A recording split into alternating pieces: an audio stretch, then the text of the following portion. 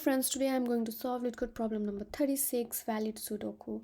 In this problem, we are given a 9 by 9 Sudoku board, which means that there are 9 rows and 9 columns in the board, and some of the cells are already filled. And we need to determine if the Sudoku board is filled based on the following rules. That is, the row must contain digits from 1 to 9 without repetition. Each column must contain digits from 1 to 9 without repetition, and also the 3 by 3 sub boxes on the grid must contain digits from 1 to 9 without repetition. So all the horizontal cells are rows, make a row. All the vertical cells make a column, and these are the 3 by 3 boxes here. So how could we solve this problem? Basically, to solve this problem, we will have to traverse each of the cell, because only then we will know what value exists in that cell, right? So that is why we are going to traverse each of the cell. Now while we traverse each of the cell, we need to keep we need the result of the previous cell or the cells visited previously in order to check if it is a duplicate or not with the current cell. So basically, if I'm at cell number 7, I need to know what are the values at values in that row that I have already visited. And also for this column, suppose I'm here at a certain point of time, I need to know what values I have encountered before on the same column and on the same row, so that there are no duplicates. So how could we solve that problem? Basically, I'm going to traverse each of the cell, and then I'm going to store the value of each of the cell in a set. And how could we store that value? Since you know that 5 is here as well and 5 is here as well, so I cannot just store a 5 and say that, well, this cell has 5, because I won't be able to know which row contains the value 5 or which column contains the value 5. So I must also keep track of the row and the column where I encounter that value. And also we also need to validate each of the sub boxes, right? So for each of the sub boxes also, I need to keep track of the values that I encountered, so that there are no duplicates in that sub boxes. And for that, for sub boxes, we know that sub box is of size 3 by 3, right? And each of the sub box is of size 3 by 3. So we could treat each sub box as a single cell. So basically, these whole become a single cell, this becomes a single cell, this becomes a single cell. This results in a 3 by 3 kind of a box with 3 rows and 3 columns. So how could we actually name these boxes, or just get the index so that that particular cell represents the cell of a given box? So basically, it's of size 3, right? So for this is at index 0, column 1, column 2. So when we move at column 3, we are moving to next box. Similarly, when this is 4, this is 5, when we are moving at 6, we are moving a different box. So basically, when the value is divisible by 3, the we are moving to the subsequent boxes, right?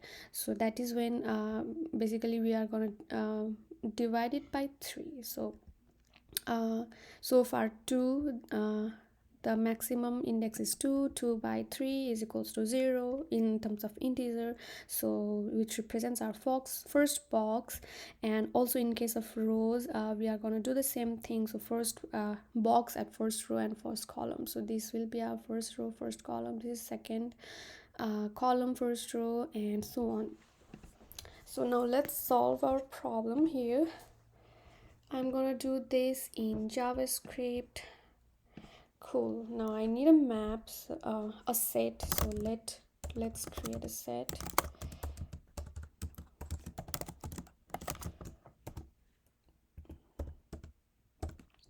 And then for each of the values, I'm going to traverse the board.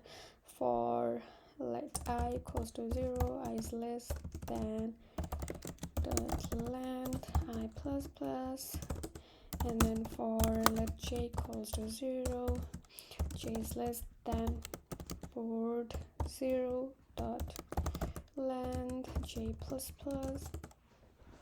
And then now so how am I going to store the values? I need to keep I need to know which row that cell belongs to, right? The value in that cell belongs to which row and which column. So in order to store the values for a given row, so there will be 9 rows, right? Row 1, row 2, and so on. So what I'm going to do is for rows, I'm going to store values as r and the corresponding in a row. So if it is row 1, I'm gonna store as r1 and underscore and then the value here. So I'm gonna store it this way. And similarly for column, C will represent that it's a column, 1 will represent the number, column number, and then underscore and the val represents the value of that column. And for similarly for box, I'm just gonna store B1 represents the row of that box, underscore 1 represents the column, and then underscore and then val represents the value in that box. So what I'm gonna do is, and before we store each of the values in the box, we need to check, have we already encountered that value in the same row, have we encountered the value in the column, have we encountered the same value in that same box. If not, only then we are going to store, else we are going to return a false. So if map dot has, oh, it's not a map, it's a set. If map dot set dot has, so what does it have? Row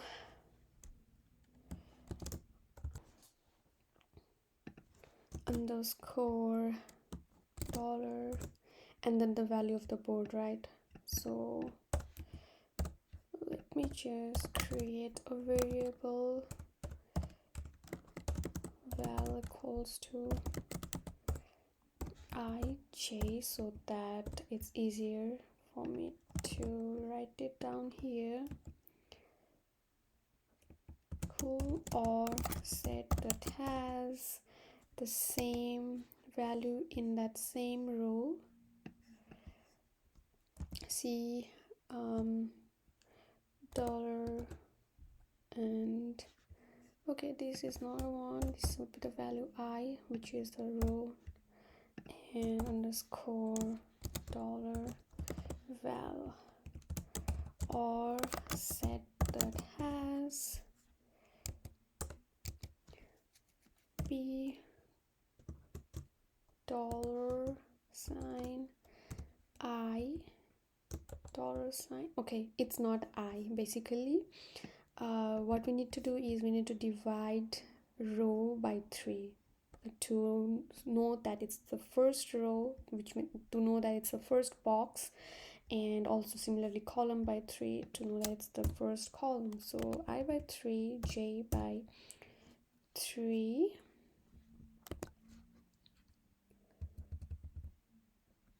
underscore dollar j by 3 underscore dollar value. If it has it, then we're gonna return false, else we are gonna add that value to our set that add. So I'm just going to copy this whole value here, add the value of row, add the value at that column. Okay,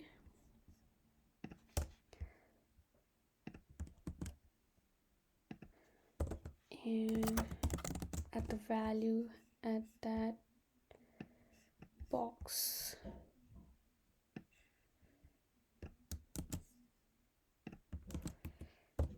Cool. So one thing here I missed is that the boxes, I only need to check the cells that have been filled, and cells that have not been filled are represented by dots, so I don't need to do any calculations for that field. So before I do any of these calculations, I need to check if the board value is equals to dot, then continue. I'm going to continue, which means that it will skip all the line of code here, and then move on to the next iteration in the for loop. If all of these are satisfied, then we are finally going to return true.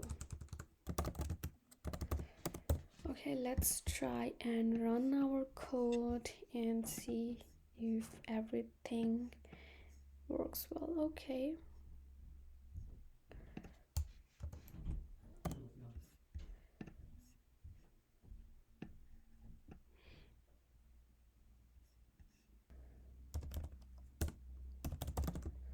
what's inside each of the,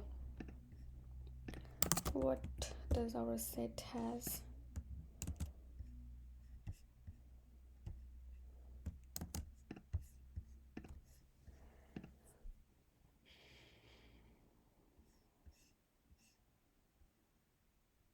Okay, so I need to store it as inside a curly bracket.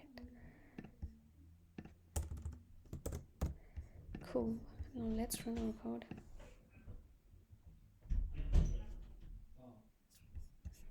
Great, it has been accepted, right? Let's try for test case 2. Great, let's submit our code now.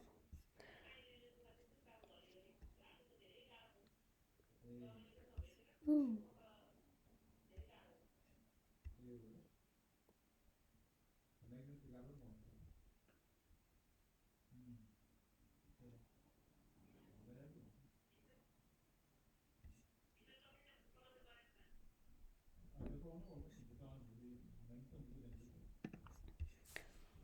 Okay, so in JavaScript, whenever we perform a division, we get, since it is not a TypeScript, we get division of two integers could result in a floating number. So we always need to parse to take the floating value. I'm just gonna use parse int, which will take the floating value of this number here. I'm gonna use the same, do the same for other values as well. Oops. And I'm just gonna copy and paste this value here.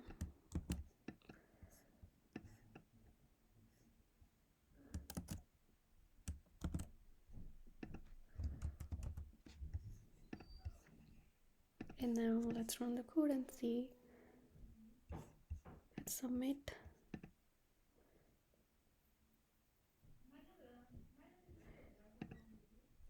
Great. So the time complexity for this problem would be, since the length of the board is at max 0, number of columns is also at max 0, so it is of 1 time complexity, because it's a constant number, right? It's always a constant number, so it's of 1 time complexity. And the value of space complexity is also of 1, because the maximum space that we could get is if all the cells are filled. If all the cells are filled, then we need to store 9 by 9 rows, 9 by 9 columns, and 9 by 9 values for each of the boxes. So basically it's again a constant value. So yeah.